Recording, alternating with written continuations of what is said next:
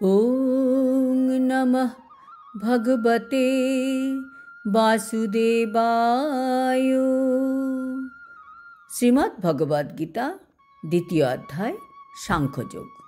হরে কৃষ্ণা। আজ আমরা সাংখ্যযোগের ২৭ নম্বর শ্লোকটি শুনব। জাতস্য হি ধ্রুব মৃত্যুর ধ্রুবং জন্ম মৃতস্য চ তস্মাৎ পরিহার্যে অর্থে ন ত্বং সচিতুম অর্হসি। অনুবাদ: যার জন্ম হয়েছে তার মৃত্যু অবশ্যম্ভাবী, এবং যার মৃত্যু হয়েছে তার জন্মও অবশ্যম্ভাবী। অতএব অপরিহার্য কর্তব্য সম্পাদন করার সময় তোমার শোক করা উচিত নয়। তাৎপর্য: মানুষের এবং অন্যান্য সব জীবের জীবদ্দশায় যে কর্ম করা হয় সেই কর্ম অনুযায়ী আত্মার দেহপ্রাপ্ত হয় এবং এই পৃথিবীতে জন্মগ্রহণ করে। তারপর যতদিন এই জড়জগতে ক্রিয়াকলাপ করার কথা থাকে ততদিনই সে থাকবে এবং ক্রিয়াকলাপ করবে। তারপর এক সময় সে মৃত্যুবরণ করবে আরেকটি দেহ লাভ করার জন্য। এভাবেই আত্মা জড়বন্ধন থেকে মুক্ত না হওয়া পর্যন্ত জন্ম মৃত্যুর চক্রে আবর্তিত হতে থাকে।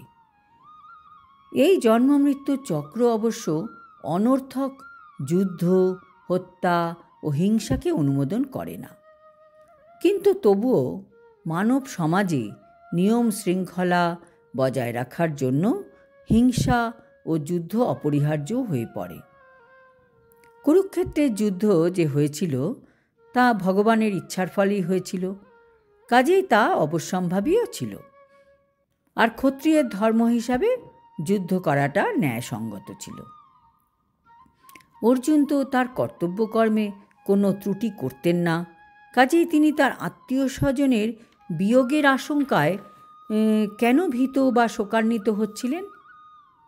নিয়ম লঙ্ঘন করা তার পক্ষে সম্ভব ছিল না, আর তাই যে পাপকর্মের ভয়ে তিনি ভীত ছিলেন তার ফলভোগের অধিকারীও তিনি ছিলেন না।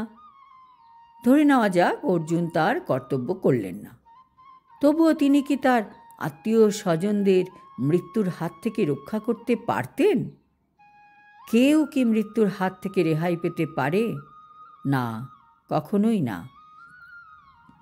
কাজেই অর্জুন যদি নিজের কর্তব্য না করেন তবে ভুল রাস্তায় চলার জন্য তার আরও অধোগামী হতেন।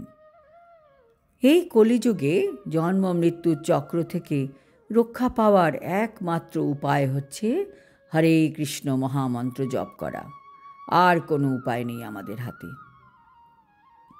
আজ এই পর্যন্ত। আগামী শ্লোকে আবার আমরা দেখব ভগবানের সৃষ্ট জীব কিভাবে জন্ম মৃত্যুর আবর্তে আবর্তিত হচ্ছে, যার জন্য মানুষের শোক করা উচিত কি উচিত নয়। হরি ওম তৎসৎ। হরে কৃষ্ণ।